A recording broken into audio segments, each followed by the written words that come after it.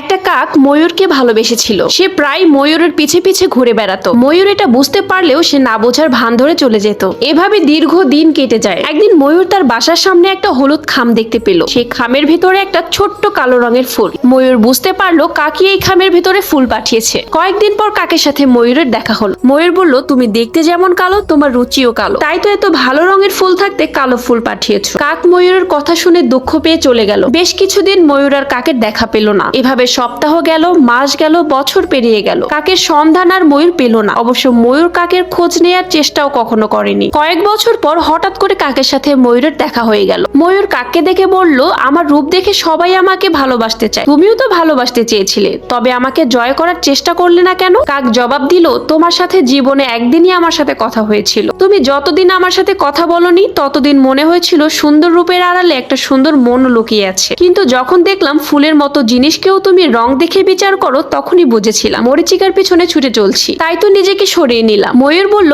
এখন যদি আমি তোমাকে পেতে চাই তবে তুমি কি আমাকে ভালোবাসবে? কাক বলল, চোখের নেশা কেটে গেছে। চোখের নেশা কেটে গেলে ময়ূর সৌন্দর্য আর চোখে ধরা পড়ে না। তখন ময়ূরকেও কাকের মতো লাবণ্যহীন মনে হয়। জীবনের আসল বাস্তবতা তখন চোখের সামনে দীপ্তিমান হয়ে ফুটে ওঠে। এই বাস্তবতাই সঠিক পথের দিশা দেয়। বাস্তবতা ভুলে আবেগে আবার গা ভাসালে দিশাহীন নাবিকের মতো অথৈ সাগরে ঘুরপাক খাবো। কাক ও ময়ূর বিপরীত দিকে হাঁটা শুরু করলো। ধীরে ধীরে দুজনার দূরত্ব বাড়তে লাগলো। এই দূরত্ব যত বাড়বে, জীবন নামক সমুদ্র থেকে তারা তত বেশি মুক্তা সংগ্রহ করতে পারবে।